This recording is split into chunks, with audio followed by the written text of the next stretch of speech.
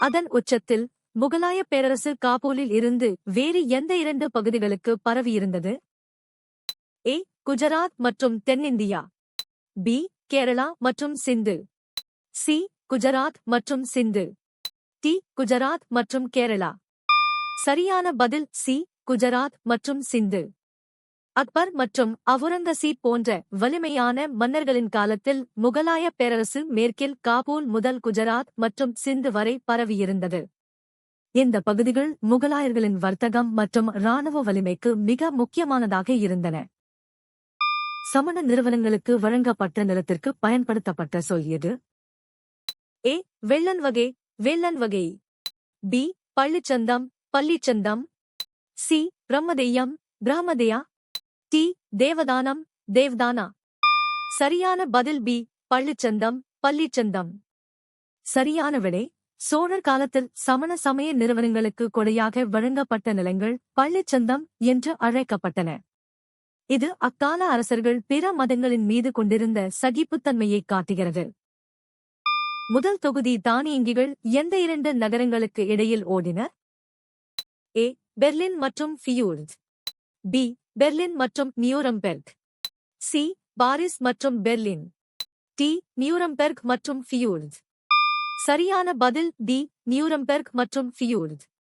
ஜெர்மனியின் முதல் நீராவி ரயில் போக்குவரத்து 1835ஆம் ஆண்டு நியூரம்பெர்க் மற்றும் ஃபியூர்ஸ் ஆகிய நகரங்களுக்கு இடையே தொடங்கப்பட்டது. இது ஜெர்மனியின் தொழில் புரட்சி மற்றும் போக்குவரத்து வளர்ச்சியில் ஒரு மைல்கல்லாக அமைந்தது. முதலாம் இராஜராஜன் காலத்திலிருந்து எந்த பேரரசு தனது ஆதிக்கத்தை விரிவுபடுத்தி பாண்டிய மற்றும் பல்லவங்களை மறைத்தது? ஏ. சோழ பேரரசு சோலா எம்பையர். பி. முகலாய பேரரசு முகல் எம்பையர். சி. மராட்டிய பேரரசு மராட்டா எம்பையர். டி. தில்லி சுல்தானகம் டெல்லி சுல்தானேட். சரியான பதில் ஏ. சோழ பேரரசு சோலா எம்பையர்.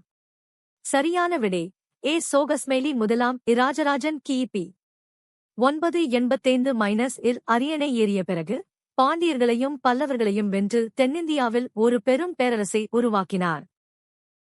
தலைக்கோட்டை போருக்கு பிறகு விஜயநகர பேரரசர்கள் தங்கள் தலைநகரை எங்கு மாற்றினர்? ஏ. நன்னம்பிக்கை முனே good hope. B. Goa Goa. C. Penukonda Penukonda. D. Kochi Cochin. சரியான பதில் சி. பெனுகொண்டா பெனுகோண்டா. சரியான விடை சி. சோகஸ்மெலி 1565 நடைபெற்ற தலைக்கோட்டை போரில் தோல்வியடைந்த பிறகு விஜயநகர பேரரசின் அரவிது வம்சத்தினர் பெனுகொண்டாவை தலைநகராகக் கொண்டு ஆட்சியைத் தொடர்ந்தனர். பின்னர் இது சந்திரகிரிக்கு மாற்றப்பட்டது. புனித ஜார்ஜ் கோட்டை ஆங்கிலேயர்களால் எந்த நகரில் கட்டப்பட்டது? A. Bombay Bombay. B. Madras Madras. C. Calcutta Calcutta. D. Cuddalore Cuddalore. சரியான பதில் பி. மெட்ராஸ் மத்ராஸ். சரியான விடை பி. சோகஸ்மெலி புனித ஜார்ஜ் கோட்டை 1640ஆம் ஆண்டு மெட்ராஸில் சென்னை ஆங்கிலேயர்களால் கட்டப்பட்டது. இது இந்தியாவில் ஆங்கிலேயர்களால் கட்டப்பட்ட முதல் கோட்டையாகும். தவறான விடைகள். பம்பாய் ஒரு தீவாக பெறப்பட்டு பின்னர் கோட்டைகள் கட்டப்பட்டன. மோரிய வம்சத்தை நிறுவ சந்திரகுப்த மோரியருக்கு உதவியவர் யார்? ஏ. சாணக்கியர் சாணக்யா. பி. பிந்துசாரர் Bindusara. C. Megasthenes Megasthenes. D. அசோகர் அசோகா. சரியான பதில் ஏ. சாணக்கியர் சாணக்யா. 4. சாணக்கியர் கௌடில்யர் சந்திரகுப்தருக்கு வழிகாட்டியாக இருந்து மோரிய பேரரசை நிறுவ உதவினார். இவர் புகழ்பெற்ற அர்த்தசாஸ்திரம் நூலை எழுதியவர். இவர்கள் இருவரும் இணைந்து நந்த வம்சத்தை வீழ்த்தி மோரிய வம்சத்தை தோற்றுவித்தனர். ஐயுனாயுவின் பிரகடனத்தில் அடிப்படை மனித உரிமைகளை விவரிக்கும் எத்தனை பிரிவுகள் உள்ளன? ஏ. 30. பி. 193. சி. 90. டி. 10. சரியான பதில் ஏ. 30. சரியான விடை 30. டிசம்பர் 1948 10 அன்று ஐக்கிய நாடுகள் சபையால் ஏற்றுக்கொள்ளப்பட்ட உலகளாவிய மனித உரிமைகள் பிரகடனம் UDHR மொத்தம் 30 உறுப்புகளைக் கொண்டுள்ளது. இந்த உறுப்புகள் ஒவ்வொரு மனிதனுக்கும் உரித்தான அடிப்படை உரிமைகளை விரிவாக பட்டியலிடுகின்றன. பின்வருவனவற்றில் எது பெருங்கற்கால புதைகுழிகளின் வகைப்பாடாக பட்டியலிடப்படவில்லை? ஏ. பிரமிடுகள் பிராமிட்ஸ். பி. சிஸ்ட்கள். சி. தாழி புதைகுழிகள். டி. டோல்மன்கள். சரியான பதில் ஏ. பிரமிடுகள் பிராமிட்ஸ். 10. சரியான விடை ஏ. சோகஸ்மேலி பிரமிடுகள் என்பவை பண்டைய எகிப்திய நாகரிகத்தின் அடையாளமாகும். அவை தென்னிந்திய பெருங்கற்கால புதைகுழிகளின் வகைப்பாட்டில் வருவதில்லை. இந்தியாவில் பெருங்கற்கால புதைகுழிகள் பெரும்பாலும் கல்வெட்டங்கள் மற்றும் தாழிகளாகவே உள்ளன. ஏறக்குறைய எந்த நூற்றாண்டு வரை ஆசீவக பள்ளி செல்வாக்கு செலுத்தியது? ஏ. 12ஆம் நூற்றாண்டு. பி. 14ஆம் நூற்றாண்டு. சி. 10ஆம் நூற்றாண்டு. டி. 16ஆம் நூற்றாண்டு. சரியான பதில் பி. 14ஆம் நூற்றாண்டு. 10. ஆசீவகம் என்பது மர்கலி கோசாலரால் தோற்றுவிக்கப்பட்ட ஒரு தத்துவ பள்ளியாகும். இது தென்னிந்தியாவில் குறிப்பாக தமிழ்நாட்டில் நீண்ட காலம் நீடித்தது. இது கிபி. உப்பு வணிகர்கள் பொதுவாக தங்கள் குடும்பங்களுடன் எப்படி பயணம் செய்தனர்? ஏ. மாட்டு வண்டிகளில் இன் புல்லக் கார்ட்ஸ். பி. குதிரை வண்டிகளில் by horse drawn carriages. C. பல்லக்குகளில் இன் palanquins. டி. கால்நடையாக on foot. சரியான பதில் ஏ. மாட்டு வண்டிகளில் இன் புல்லக் கார்ட்ஸ். உப்பு வணிகர்கள் உமணர்கள் தங்கள் குடும்பங்களுடன் மாட்டு வண்டிகளில் கூட்டமாக பயணம் செய்தனர். இது சாத்து என்று அழைக்கப்பட்டது. கடற்கரையிலிருந்து உள்நாட்டிற்கு உப்பை கொண்டு செல்ல மாட்டு வண்டிகளே முதன்மையான வாகனமாக இருந்தன. ஜமீன்தாரி முறை எத்தனை சதவீத பரப்பளவில் நடைமுறைப்படுத்தப்பட்டது? ஏ. 50%. பி. 25%. சி. 19%. டி. 33%. சரியான பதில் சி. 19%. 4. சரியான விடை சி. சோகஸ்மேலி காரன்வாலிஸ் பிரபுவால் 1793 இல் அறிமுகப்படுத்தப்பட்ட ஜமீன்தாரி முறை நிலையான நிலவரித் திட்டம் பிரிட்டிஷ் இந்தியாவின் மொத்த பரப்பளவில் 19% பகுதிகளில் நடைமுறைப்படுத்தப்பட்டது. தொல்காப்பியத்தின்படி முல்லை நிலத்தின் தலைமை தெய்வம் எது? ஏ. இந்திரன் Indra. B. Murugan Murugan. C. Korravai Korravai. D. Thirumal Thirumal. சரியான பதில் டி. திருமால் திருமல். சரியான விடை டி. சோகஸ்மேலி தொல்காப்பியம் முல்லை நிலத்தை காடும் காடு சார்ந்த இடமும் மாயோன் மேய காடுரை உலகம் எனக் குறிப்பிடுகிறது. இதில் மாயோன் என்பது திருமாலை குறிக்கும். முல்லை நில மக்களின் முக்கிய தொழில் ஆநிரை மேய்த்தல் என்பதால் திருமால் அவர்களின் தெய்வமானார்.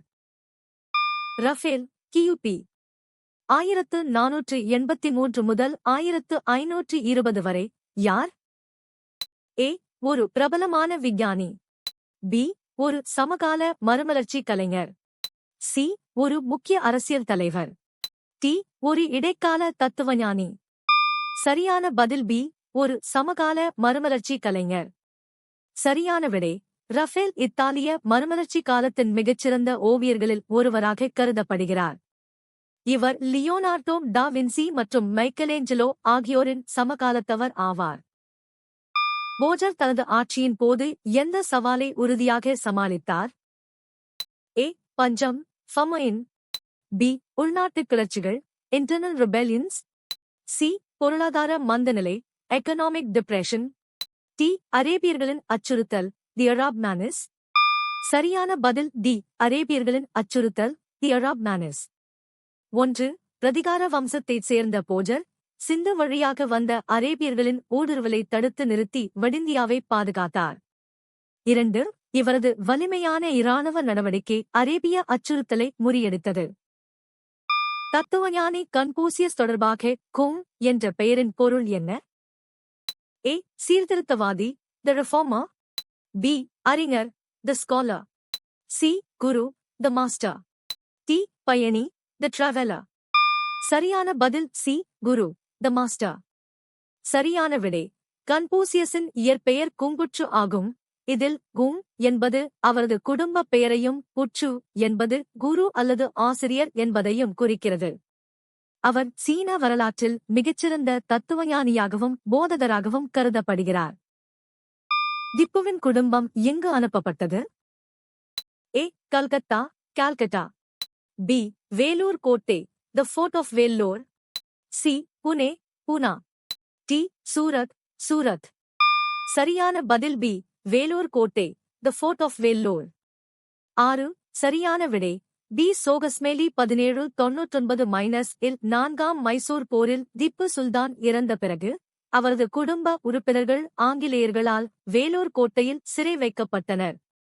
இந்த சிறைவாசம் 1806 வேலூர் புரட்சிக்கு ஒரு முக்கிய காரணமாக அமைந்தது. இத்தாலி அச்சு மையமாக மாறிய நேரத்தில் தோராயமாக எத்தனை புத்தகங்கள் அச்சிடப்பட்டிருந்தன? A. 1 million. B. 10 million. C. 3 million. D. 6 million. சரியான பதில் டி. 6 மில்லியன். சரியான விடை டி. சோகஸ்மேலி 15ஆம் நூற்றாண்டின் இறுதியில் இத்தாலி அச்சுக்கலையின் மையமாக திகழ்ந்தபோது சுமார் 6 மில்லியன் புத்தகங்கள் அச்சிடப்பட்டிருந்தன. இது மறுமலர்ச்சி கால கருத்துக்கள் ஐரோப்பா முழுவதும் வேகமாக பரவ உதவியது. நீங்கள் எத்தனை சரியாக பதிலளித்தீர்கள்?